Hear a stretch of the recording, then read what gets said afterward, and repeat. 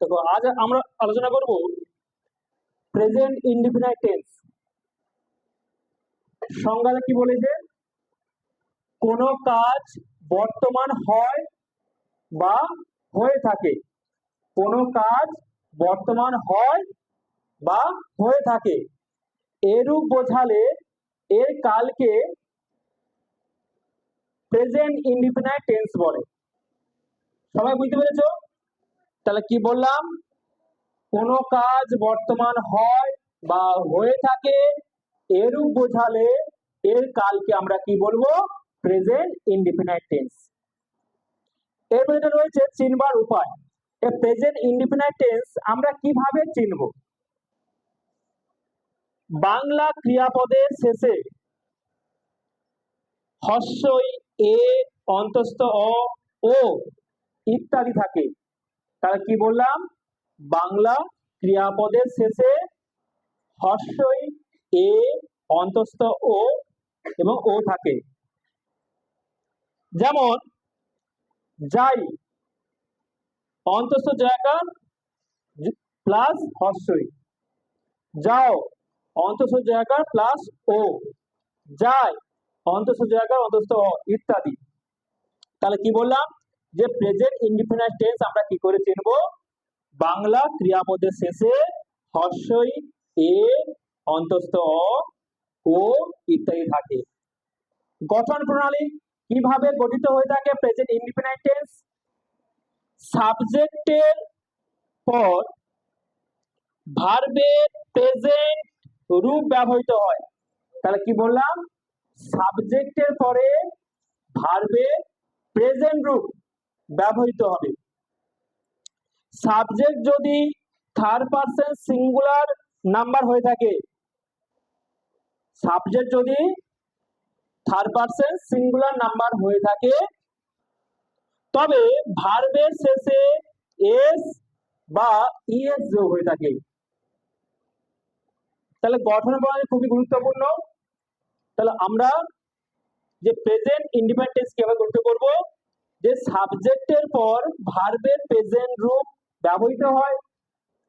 Subject যদি third person singular number হয়ে থাকে, তবে ভার্বের শেষে এস বা ইএস যোগ হবে। নিচে উদাহরণ দেওয়া আছে, আমি যাই। আমি যাই, তাহলে ইংলিশটা কি হবে? I go. তুমি যাও, ইউ গো। সে যায়, হি গোজ। ওকে, তাহলে এখানে দেখো এস মূল ভার্বের শেষে কি এটা কি বলেছিলাম বলতো? যে সাবজেক্ট যদি থার্ড পারসন সিঙ্গুলার নাম্বার হয়ে থাকে। পারসন কয় প্রকার বলো? First person, second person, third person. Number কয় প্রকার? সিঙ্গুলার নাম্বার এবং প্লুরাল নাম্বার। তাহলে এখানে দেখো আমি কি বলছি? সাবজেক্ট যদি থার্ড পারসন সিঙ্গুলার নাম্বার হয়ে থাকে, তা থার্ড পারসন এখানে হি। হি কোন পারসন হবে? ফার্স্ট পারসন না সেকেন্ড পারসন না থার্ড পারসন? Third person.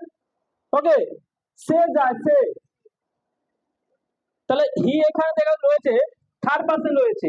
এবং কি বলা যাচ্ছে? সাবজেক্ট যদি third person singular number, third person হবে এবং সিঙ্গুলার নাম্বার। সে যায়, এখানে হি একজনকে বোঝাচ্ছে। হি গোজ মানে একজনকে বোঝাচ্ছে, তাই তো? তাই দেখো যে মূল ভার্ব এখানে গো, গো তো মূল ভার্ব, তার সঙ্গে কি যোগ হয়েছে? ইএস যোগ হয়েছে। এবার বুঝতে পেরেছো? তাহলে এখানে যে গঠন প্রণালী বলেছিলাম যে সাবজেক্টের হ্যাঁ পর ভার্বের প্রেজেন্ট রূপ ব্যবহৃত হয়। সাবজেক্ট যদি থার্ড পারসন সিঙ্গুলার হয়ে থাকে, তাহলে এখানে দেখতে পাচ্ছি আমরা হি, সে যায়, তাহলে হি হচ্ছে এখানে থার্ড পারসন। ওকে, এবং সিঙ্গুলার নাম্বার। তাই মূল ভার্ব কি ছিল? গো। তা মূল ভার্বের শেষে ইএস কিন্তু যোগ হয়েছে। সবাই বুঝতে পারছো? প্রেজেন্ট ইনডিফিনাইট টেন্স কিছু নোটস রয়েছে। চিরন্তন সত্য, ইউনিভার্সাল ট্রুথ বা বর্তমান কালের কোনো অভ্যাস বা ঐতিহাসিক সত্য বোঝাতে প্রেজেন্ট ইনডিফিনাইট টেন্স হয়। তার উদাহরণ আমরা কি লিখেছি? যে এক নম্বর যে উদাহরণটা রয়েছে, পৃথিবী সূর্যের চারিদিকে ঘোরে। এটা চিরন্তন সত্য, ইউনিভার্সাল ট্রুথ তো, তাই তো? The earth moves round the sun. The earth moves round the sun. 2 নম্বর উদাহরণ কি রয়েছে? সূর্য পূর্ব দিকে ওঠে। এটাও universal truth. The sun rises in the east. Clear? সে প্রত্যহ এখানে আসে। তাহলে বর্তমান কালের কোনো অভ্যাস, তাহলে সে প্রত্যহ এখানে আসে। He comes here every day. তার নোটটা সবাই বুঝতে পেরেছো? তার নোটে আমি কি লিখেছি, যে চিরন্তন সত্য, ইউনিভার্সাল ট্রুথ বা বর্তমান কালের কোনো অভ্যাস বা ঐতিহাসিক সত্য বোঝাতে প্রেজেন্ট ইন্ডিপেন্ডেন্ট টেন্স হয়ে থাকে। উদাহরণ যেটা লিখেছি, পৃথিবী সূর্যের চারিদিকে ঘোরে। The earth moves round the sun. সূর্য পূর্ব দিকে উঠে। The sun rises in the east. সে প্রত্যহ এখানে আসে। He comes here every day. দেখো present continuous tense. Present continuous tense কাকে বলে? কোন কাজ বর্তমান হচ্ছে বা চলছে। যেমন তোমরা পড়ছো তো, এখন পড়া কি বন্ধ আছে? পড়া তো চলছে তো নাকি? তাহলে কোন কাজ বর্তমান হচ্ছে বা চলছে, এরূপ বোঝালে এর কালকে আমরা কি বলবো? Present continuous tense. দেখো প্রেজেন্ট মানে কি? বর্তমান, তাই তো। আর কন্টিনিউয়াস মানে কি? চলছে বা হচ্ছে। ওকে, অবিরাম কোনো কাজ থেকে চলছে। তাহলে কোনো কাজ বর্তমান হচ্ছে বা চলছে, এরূপ বোঝালে এর কালকে আমরা প্রেজেন্ট কন্টিনিউয়াস টেন্স বলবো।